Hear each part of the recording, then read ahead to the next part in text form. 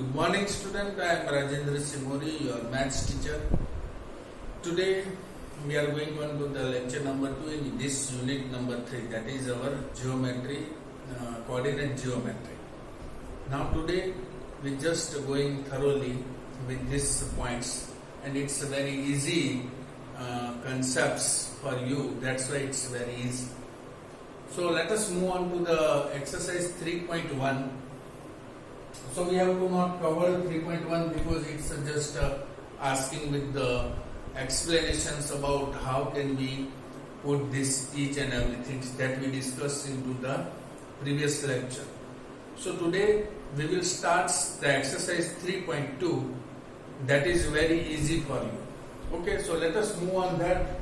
In this question, exercise 3.2, we have question number 1. Write the answer.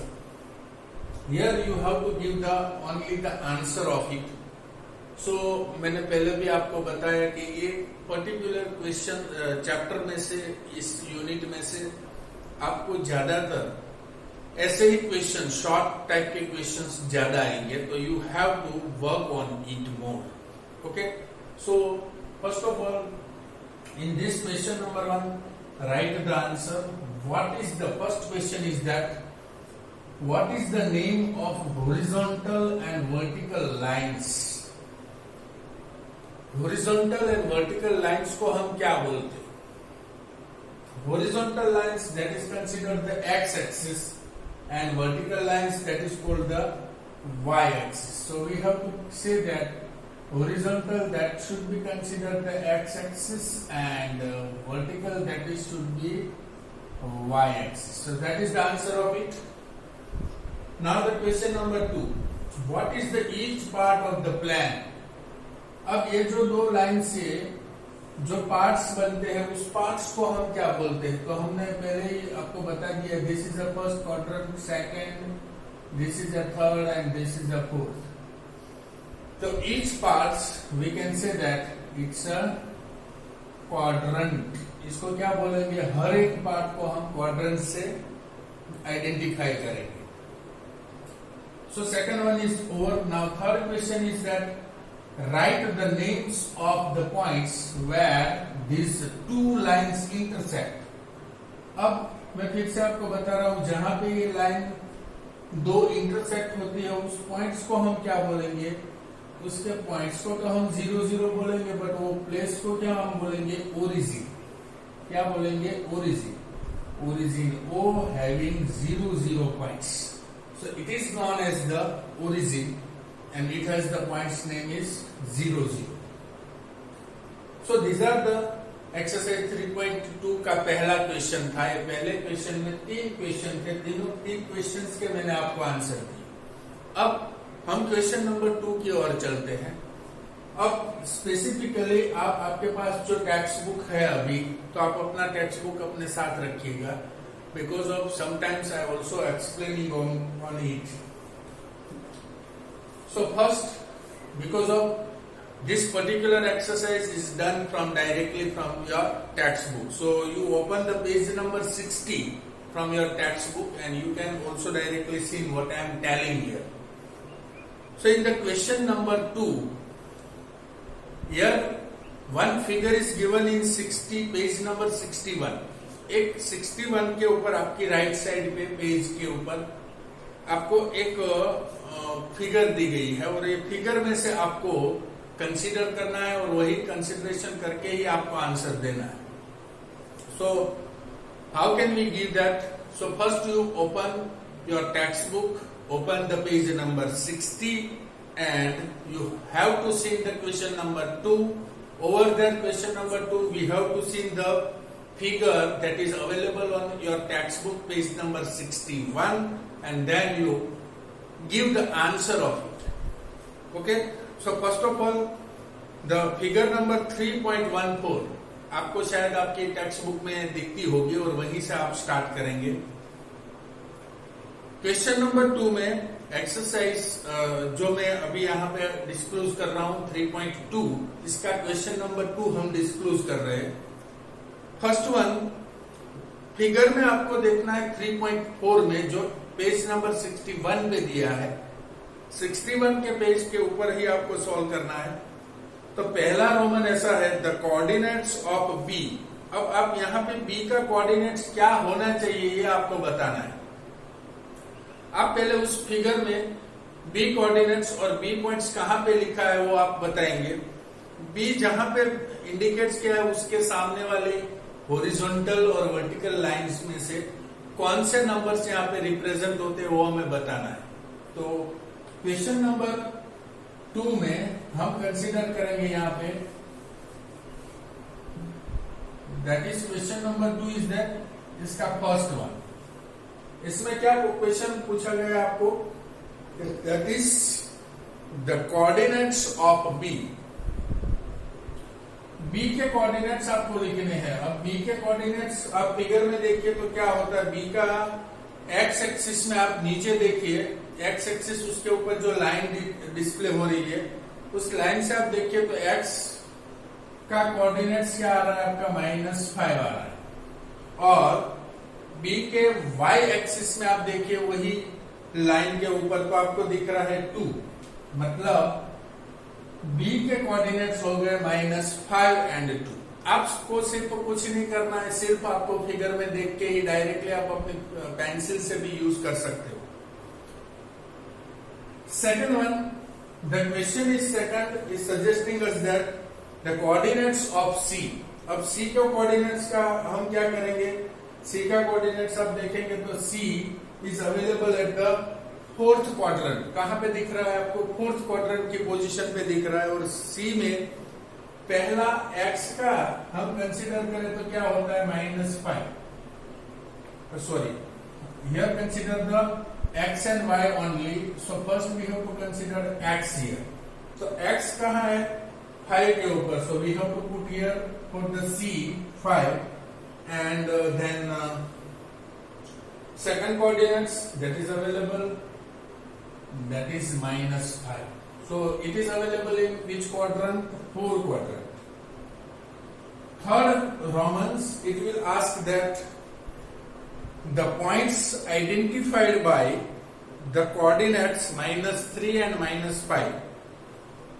-3 and -5 मतलब ये -3 और -5 ये दोनों की आप कंसिडरेशन करो तो कौन सा क्वाड्रेंट में आएंगे, दोनों नेगेटिव, सेकंड क्वाड्रेंट में। तो सेकंड क्वाड्रेंट का आपको पॉइंट्स लेना है -3 and -5। So we have to use here -3 -5 where it is available. -3 is for the x axis and -5 is the y axis, so we have to using the third quadrant -3 and -5. So we have to choose here the points name is considered here and is figure is display like E. तो आपको figure में क्या दिख रहा है, E। आपको कौन सी figure देखनी है, पेज नंबर 61 में 3.14 की फिगर आपको देखते जाना है और सभी क्वेश्चंस के आंसर आपको देते जाना है। Is it okay? Okay, so let us move on to the 4th one points that is related with the points identified by the coordinates 2 and -4।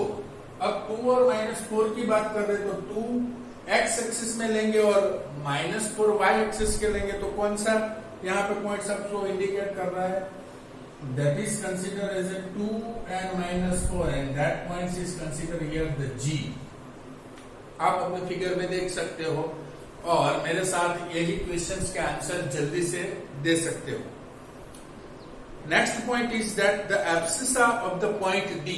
अब आपको पता है कि एब्सिसा एक्स एक्सिस के कोऑर्डिनेट्स को बोला जाता है और ऑर्डिनेट्स किसको बोला जाता है, वाई एक्सिस। मतलब यहां पे आपको ऐसा बोला गया कि डी पॉइंट के एब्सिसा लिखिए, मतलब डी पॉइंट्स में एक्स एक्सिस का कोऑर्डिनेट्स कौन है वो उसका एब्सिसा हो जाएगा। मतलब डी में एक्स एक्सिस को कंसीडर करेंगे तो वो 6 आएगा, तो 5 abscissa of D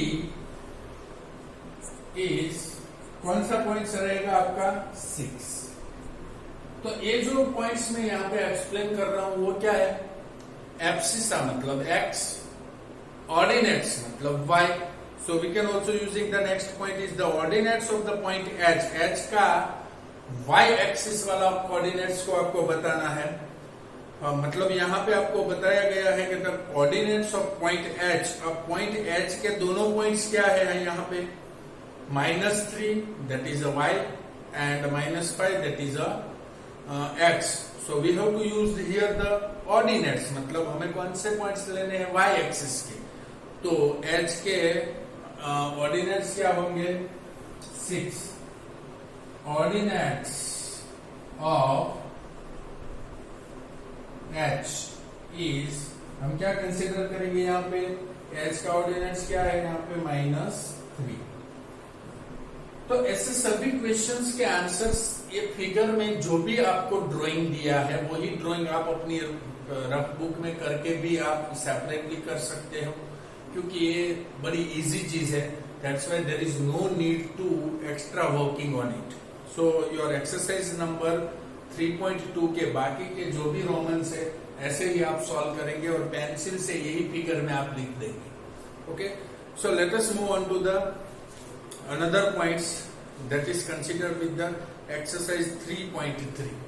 Okay, so first of all you have to complete your figure whatever is mentioned here 3.14 with the pencil. Then after we go for the exercise 3.3, that is the last exercise of this chapter. Okay,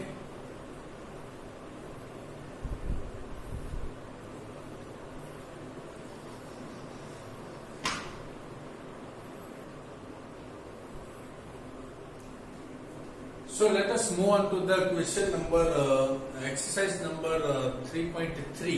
इसका पहला question है. एक question भी बड़ा easy है, मैं आपको बताता हूँ कैसे उसको सॉल्व करना है. कि here given some coordinates -2 4 3 -1 -1 0 1 2 and -3 and -5. The question is that all the coordinates where it putted in this Cartesian plan. अब ये Cartesian plan जो आपको दिया गया है उसमें ये पॉइंट्स कहाँ पे लाई होगा, मतलब कहाँ पे वो प्लॉट होगा, उसकी पोजीशंस आपको प्लॉट करके बतानी. ओके, तो it's a very easy thing. Just we have to take it. First one -2 and 4. और आपको याद रखना है जब भी ऐसे कोई कोऑर्डिनेट्स देते हैं तब पहला होता है x का और दूसरा होता है y का. बस ऐसे ही माइंड में रखना. First one coordinate is for the plotting on x-axis. Second one is on the y-axis. So -2. तो हमें x के ऊपर पहले -2 को प्लॉट कर देना है. -2 यहाँ पे है और 4 कहाँ पे है? यहाँ पे. यानी -2 और 4 की पोजीशन आप अपने ग्राफ पेपर में अच्छी तरह से ड्रॉ करेंगे जिससे कोई दिक्कत नहीं आएगी. तो ये जो पॉइंट्स यहाँ पे आपको इंडिकेट कर रहे हैं ये लाइन, इसका मतलब ये क्या हो गया आपका? -2 and 4. तो कौन से पॉइंट्स के ऊपर कंसीडर हुआ? यहाँ पे. अब ये देखो तो ये कौन सा पार्ट है? ये कार्टेशियन प्लेन का कौन सा पार्ट है? सेकंड क्वाड्रेंट है. तो हमारा पहला पॉइंट कहाँ पे प्लॉट हुआ? सेकंड क्वाड्रेंट में. समझ में आ गया? बस इतना ही दिखाना है. -2 and 4 is plot on where? That is onto the second quadrant. Okay, so that is your first answer. Now the third one, second one, 3 and -1. अब 3 यानी x को कंसीडर करो और -1 यहाँ पे कंसीडर करेंगे. तो 3 and -1 को कंसीडर करना, मतलब -1 कहाँ पे आएगा? यहाँ. तो यहाँ से ये पॉइंट्स को जोड़ देते हैं. तो ये हो गया आपका 3 and -1. तो ये कौन सा क्वाड्रेंट हो गया आपका? फोर्थ वन क्वाड्रेंट हो गया. तो 3 and -1 that is for the fourth quadrant. वैसे ही आपको आगे जाना है -1 and 0. आपको पता है कि 0 कहाँ पे होता है? सेंटर पॉइंट पे. -1 x एक्सिस पे, 0 यहाँ पे ये पोजीशंस यहाँ पे इंडिकेट हो रही है -1 and 0. तो ये जो -1 है वो x एक्सिस पे है और y एक्सिस पे कितना है? 0 है. तो ये इंडिकेशंस यहाँ पे इंप्लीमेंट हुआ. अब ये कौन से क्वाड्रेंट में होगा? ये क्वाड्रेंट पे नहीं होगा, but it is available on x axis. ये किसके अवेलेबल होगा? एक्स एक्सिस के ऊपर ही रहेगा. 1 एंड 2। अब 1 है वो x का है और 2 है वो y का है, मतलब हम कहाँ पे इंडिकेट करेंगे, यहाँ पे। तो ये जो पॉइंट्स आपको मिलेगा 1 and 2, that is available into the first quadrant. ऐसे ही आपको ड्रॉ करते जाना है, समझते जाना है और लिखते जाना है, और कुछ इसमें करना नहीं है। कहां पे हम प्लॉट कर सकते हैं वो पॉइंट को कंसीडर करना है, x and y, and then after we have to implement. Then after -3 and 5, -3 मतलब x में -3 समझो, तो y का -5, मतलब ये यहाँ पे ये पॉइंट्स कंसीडर होगा, जहां से आप लाइन ड्रॉ कर सकते हैं ऐसे, और ये आपका पॉइंट हो गया -3 -5, मतलब it is available on which one quadrant, third quadrant. तो ये आपका पूरा क्वेश्चन नंबर 1 हो गया कंप्लीट। अब इसमें मैंने कुछ किया नहीं है, जो भी कोऑर्डिनेट्स हमें दिए गए वो कोऑर्डिनेट्स हम एक कार्टेशियन प्लेन पे एक्स एक्सिस और वाई एक्सिस ड्रॉ करके प्लॉट किया। आपके पास कभी भी एक ग्राफ बुक है तो ग्राफ बुक अभी परचेज कर लो, क्योंकि ग्राफ बुक का ही नेक्स्ट लेक्चर हम स्टार्ट करने वाले, तो इसमें भी ग्राफ की इंपॉर्टेंस आपको ज्यादा रहेगी। तो you have to purchase this things and you have to draw more practice like this coordinates. और एक कोऑर्डिनेट्स आपने लिख दिया, कुछ भी आप रैंडम कोई भी कोऑर्डिनेट्स लेके आप अपनी प्रैक्टिस कर सकते हैं। इससे आपको ये पता चल जाएगा कि which one coordinates is lies on which one quadrant, आप ये कौन से क्वाड्रेंट में आ रहे हैं वो उससे आपको पता चल जाएगा। So that is very very easy question of this. So today I just given you to the question number 2। आज के होमवर्क में इस चैप्टर के खत्म होने पर भी मैं आपको एक ही प्रैक्टिस में एक ही क्वेश्चंस दे रहा हूं। वो क्या है होमवर्क में, आज के होमवर्क में एक्सरसाइज 3.3 के क्वेश्चन नंबर 2 को ग्राफ पेपर के ऊपर रिप्रेजेंट करके मुझे इसका सॉल्यूशन भेजना है। समझ में आ गया? और इसमें और कुछ है नहीं, x और y की दो वैल्यूज आपको दी है, और x और y की जो वैल्यू आपको दी है वही प्लॉट आपको कार्टेशियन प्लेन में ग्राफ पेपर में करके मुझे उसी एक ही सम का आज सॉल्यूशन मुझे भेजना है। समझ में आ गया?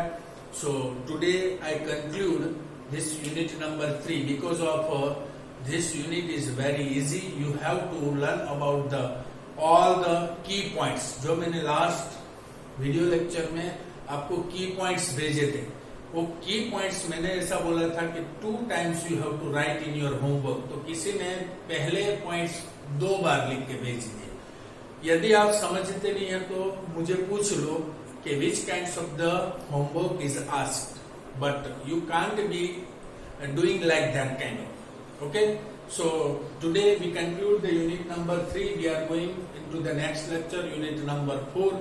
So at least we have to complete 5 or 6 units before our first terminal examination. Okay, so I hope so that you understood well. This is a very easy concept. 3.1 we have to not done here. 3.2 and 3.3 दोनों exercise आपको आज अपनी फेयरबुक में भी complete लिख देनी है। Okay, you can, if you are using the graph paper, then that is very useful for you, because of once you have to edit this graph paper, then this particular things is very easy for plotting the any coordinates on the x-axis as well as on y-axis. Okay, so I hope so that you understood well, and we will meet very soon into the next lecture with the unit number 4. Till you have to work hard on unit number 3 and complete whole chapter in the fair book also. Okay, so thank you very much, and you also note down what is the today's homework. Okay, so that is also available in exercise 3.3, the question number 2. Again you have to work on it and do on the graph paper, and that graph paper send the photo. Okay, thank you very much.